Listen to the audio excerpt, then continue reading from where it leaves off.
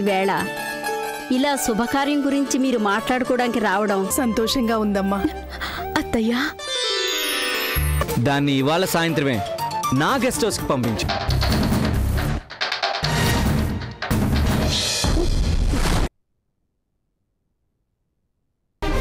సౌందర్య, ఇవాళ నా మోజు తీరందే. ఈ గెస్ట్ హౌస్ గడప కూడా దాటను. రావే.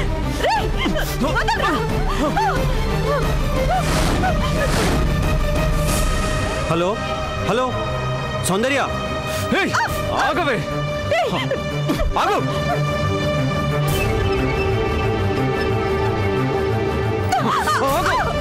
ఏంటే దించుకుంటున్నావు?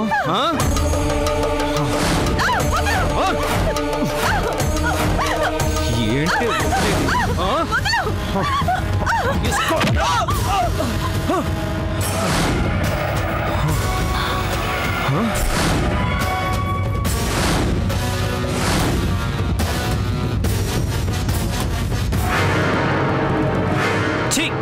నువ్వు మనిషివా పశువా? కృష్ణ, నువ్వు ఎవరితో మాట్లాడుతున్నావు? తెలిసి మాట్లాడుతున్నావా? తెలుసురా, కామంతో కళ్ళు ముసుకుపోయిన ఓ మృగంతో అని. ఆఫ్టర్ దీనికోసం నన్ను ఎదిరిస్తావా? మా డాడీతో నీకెన్నో లావాదేవీలున్నాయి, అది గుర్తుపెట్టుకో.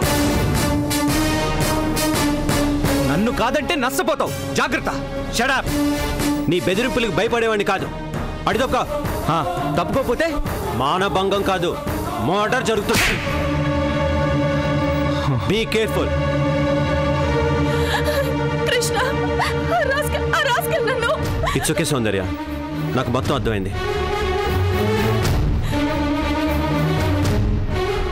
పద సౌందర్య.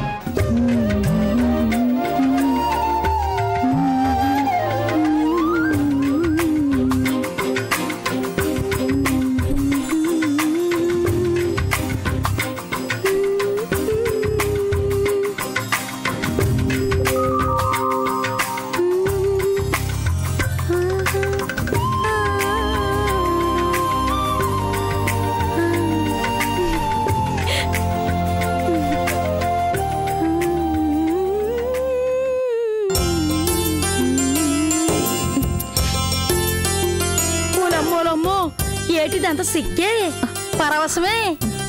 నూకలు చూస్తున్నానమ్మా, అన్నీ నేను చూస్తూనే ఉన్నాను. ఏంటి నువ్వు చూసేది? మరి అదే పట్టపగలు సందమామలు తలుసుకోవడం, ఏవేవో లోకాల్లో తేలిపోతూ మైమరిచిపోవడం. అదేం లేదు నూకలు. ఏటమ్మా, నా దగ్గర దాచాలని చూస్తున్నారా? అది కాదు నూకలు. తప్పు లేదమ్మా. జీవితంలో ప్రతి మనిషికి తోడు కావాల, అది సృష్టి ధర్మం. అత్తమామల రూపంలో ఆ దేవుడు మీకు అమ్మ నాన్నలు ఇచ్చాడు, అందుకే వాళ్ళు ఈ పెళ్లికి తలపెట్టినారు. నిజంగా మీరు చాలా అదృష్టవంతురాలవమ్మా. మీ పెళ్లి ఎప్పుడెప్పుడు చూస్తానా అని నా మనసు కొట్టుకులాడిపోతుంది. ఏంటి, మా అమ్మకు పెళ్ళా? చెప్పు నూకలు, మా అమ్మకు పెళ్ళా? నాకడి తెలుస్తుంది బాబు. వెళ్ళి మీ నాన్నమ్మ గారిని తాతయ్య గారిని అడుగు, వెళ్ళు. అలాగే.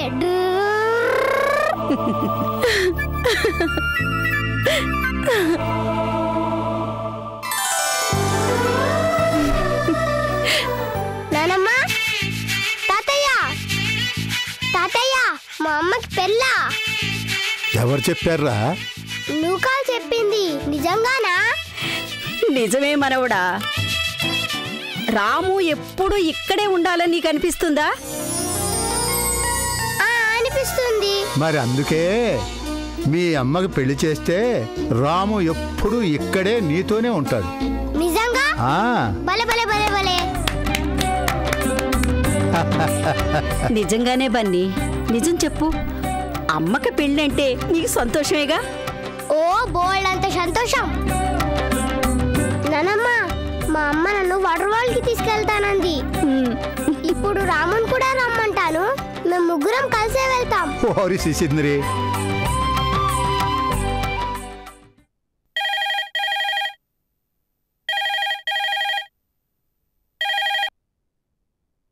హలో, ఎవరు? డాడీ, నేను బన్నీ. అవును, బన్నీనే. నువ్వు ఇప్పుడు అర్జెంట్ గా వచ్చేయాలి. ఇప్పుడా? ఎందుకు? ఎందుకేంటి డాడీ, ఇవాళ అమ్మ వాటర్ వాల్ కి తీసుకెళ్తానంది. అందుకే వెంటనే రావాలి. అది కాదు బన్నీ. నో అన్నావంటే ఈ బన్నీ కోపం వస్తుంది, జాగ్రత్త. You are coming, that's all. నేను చెప్పేది విను. వినను. నువ్వు వస్తున్నావు అంతే. నీకు అమ్మకి మధ్యలో ఈ బన్నీ జుయ్యమని వాటర్ వాల్ లో కేరంతులు కొడతాడు. ఓకేనా డాడీ? ఓకే. నానమ్మ, మా డాడీ వస్తున్నాడు. తాతయ్య, మా డాడీ వస్తున్నాడు. అమ్మా, డాడీ వస్తున్నాడు. అమ్మ, డాడీ వస్తున్నాడు. అమ్మా, డాడీ వస్తున్నాడు. అమ్మ, డాడీ వస్తున్నాడు. డాడీ వస్తున్నాడు. అమ్మా, డాడీ వస్తున్నాడు. రాము డాడీ. ఇంకా ఇలాగే ఉన్నావేంటి? తొందర రెడీ అవ్వు. డాడీ వస్తున్నాడు.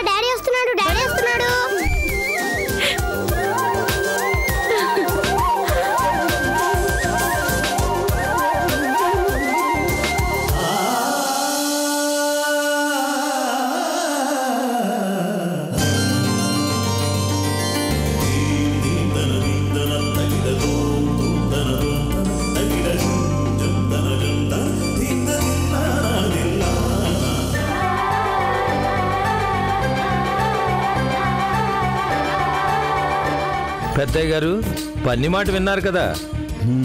ఇక మాకే దిగులు లేదయ్యా. గాయత్రికి యోగ్యుడైన మగాడిని తోడుగా తేగలమో లేదో అనుకునేవాళ్ళం. యోగ్యుడు మాత్రమే కాదు, దేవుడు లాంటి మనిషి మాకు దొరికాడు. ఇక ఆ పెళ్లి ముచ్చట కాస్త జరిపించేస్తే ఇక మాకు పూర్తిగా నిశ్చింతే.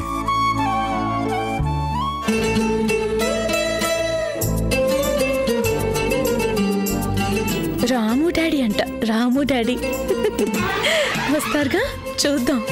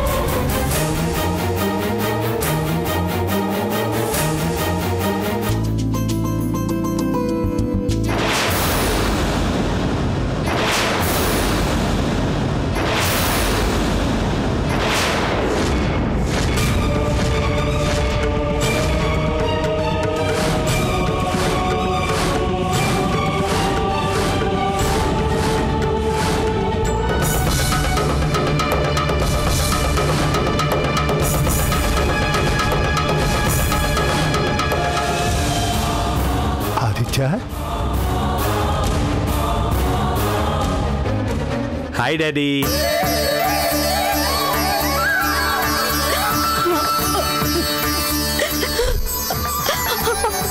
అది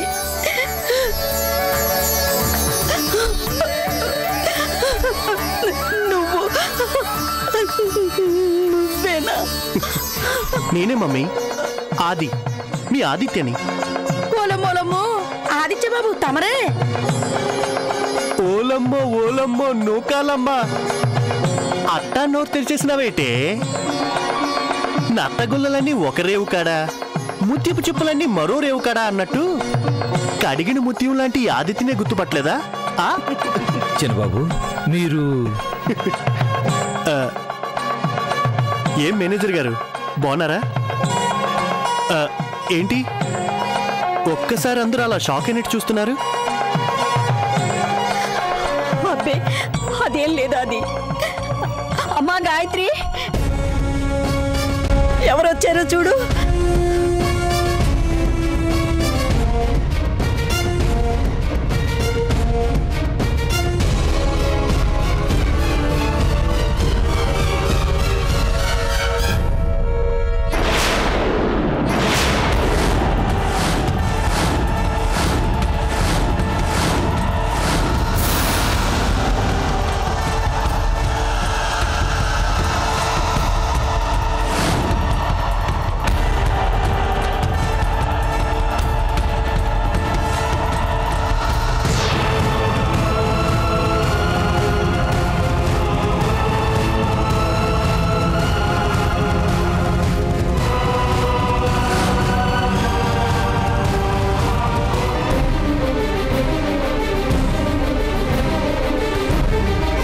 హాయ్ గాయత్రి, ఏంటి నమ్మలేకపోతున్నావా డార్లింగ్? నేనే, అదే నీ ఆదిత్యాని.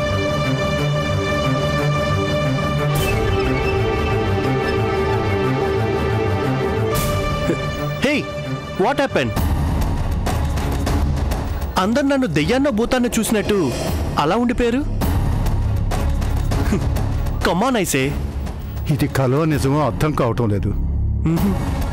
కళ లాంటి నిజం మీరే కాదు, నేను కూడా నమ్మలేని నిజం.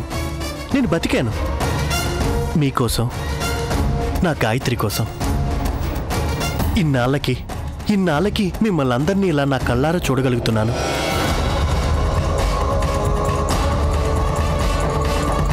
Great, really God is great. అది అసలు నువ్వు ఎలా తిరిగి వచ్చాను అని కదూ చెప్తాను మమ్మీ.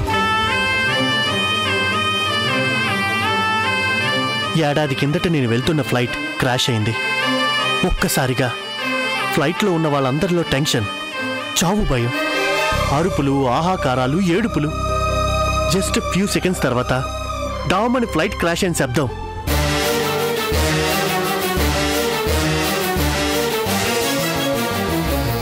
తెరుచుకున్న ఫ్లైట్ డోర్లోంచి అమాంతంగా ఎవరో నన్ను లాగేసినట్టు గాల్లోకి పల్టీలు కొట్టాను. ఏం జరిగిందో అర్థమయ్యే లోపే నా శరీరం బలంగా దేనికో గుద్దుకుంది. నా కళ్ళ చుట్టూ నల్లటి చీకటి, కనురెప్పలు మూతలు పడుతుంటే తెలిసింది నాకు స్పృహ తప్పుతుంది అని. అంతే,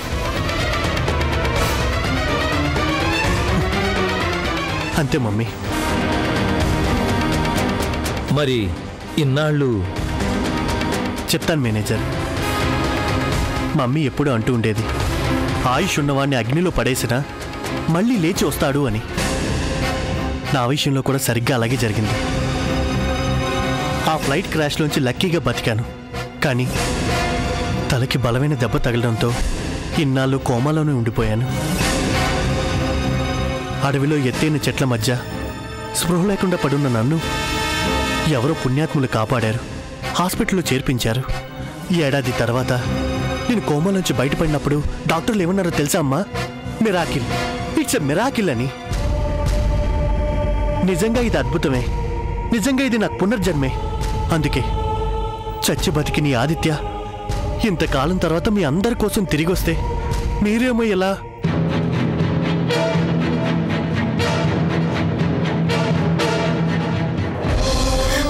అది నా తండ్రి. మమ్మీ ఎలా ఉన్నావు మమ్మీ? ఎలా ఉంటాన్రా, నువ్వు లేవని గుండె కోతను భరిస్తూ రోజుల్ని లెక్క పెట్టుకుంటూ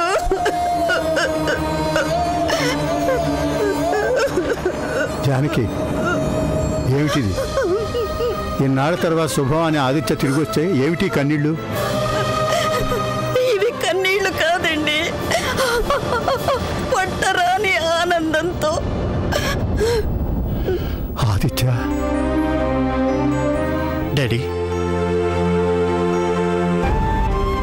పున్నామ నరకం నుంచి తప్పించే కొడుకు లేకుండానే ఈ కట్టె వెళ్ళిపోతుందేమో అని ఇన్నాళ్ళు దిగులు పడ్డానురా. కానీ నువ్వు తిరిగి వచ్చావు. నా యముడు కూడా ఏమీ చేయలేడు. మరి అంతే కాదేటి, కన్న బిడ్డ తిరిగి వస్తే కన్నలకు నిజంగా పండగే కాదేటి. ఆదిత్య బాబు, తమరు బతికేసినారంటే అందుకు కారణం భగవంతుడు కాదు, ఇదిగో గాయత్రమ్మ గారు చేసుకున్న పూజా ఫలం. ఆ అమ్మ పుణ్యబలమే మీ ప్రాణాలు కాపాడినది. నిజం చెప్పవు నువ్వు కలమ్మా.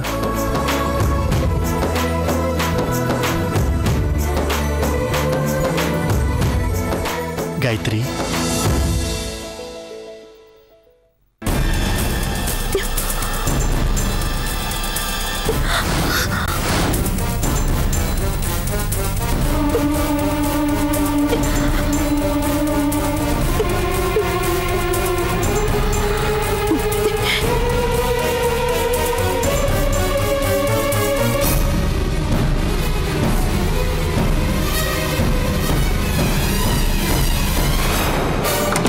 గాయత్రి,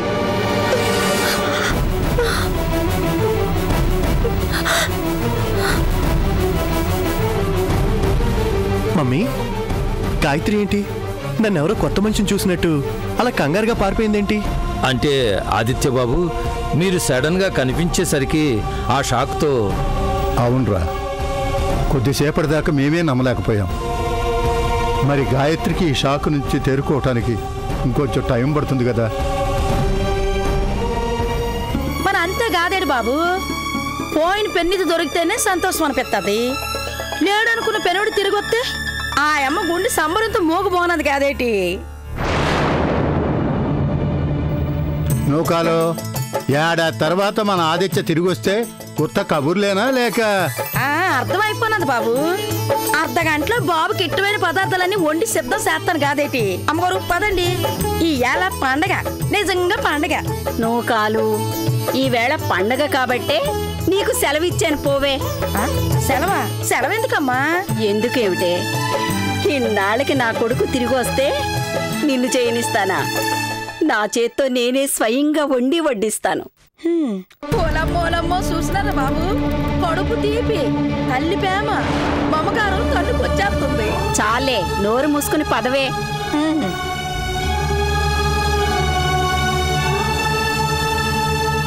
బాబు, ఈ శుభవార్తని మన వాళ్ళందరికీ చెప్పొస్తాను. అలాగే.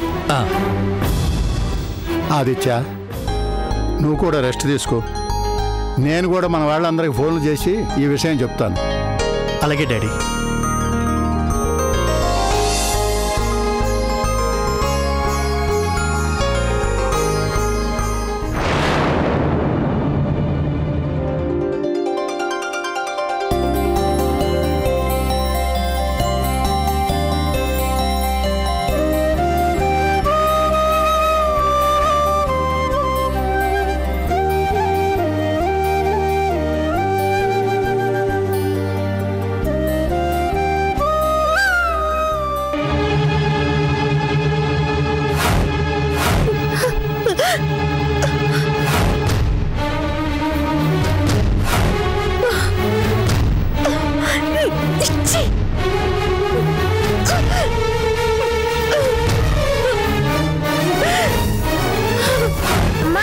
డాడీ వస్తున్నాడు. రాము డాడీ, ఇంకా ఇలాగే ఉన్నావేంటి? తొందర రెడీ. అమ్మో, ఈ పాటికైనా వచ్చేస్తూనే ఉంటుంటారు. ఇక్కడికి రాగానే ఆదిత్య తిరిగి వచ్చాడన్న సంగతి తెలిస్తే షాక్ అవుతారేమో. వీల్లేదు, ఎలాగో అలా ఆయన్ని రాకుండా ఆపాలి.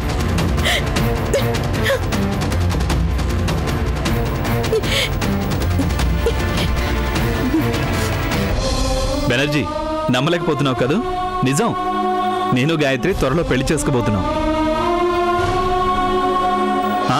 వాళ్ళ ఇంట్లో వాళ్ళందరికీ ఇష్టమే. బన్నీ అయితే ఇప్పుడే నన్ను డాడీ అని పిలిచేస్తున్నాడు. Yes, I'm happy. గాయత్రిని బన్నీని తీసుకెళ్ళడానికి ఇప్పుడు వాళ్ళ ఇంటికి వెళ్తున్నాను. వచ్చేస్తోంది. ఎవరితో మాట్లాడుతున్నట్టు? బెనర్జీ, నాకెందుకో జీవితం మళ్ళీ కొత్త కొత్తగా అనిపిస్తోంది. గాయత్రి లాంటి ఆడది నా లైఫ్ పార్ట్నర్గా రావడం ఓహ్.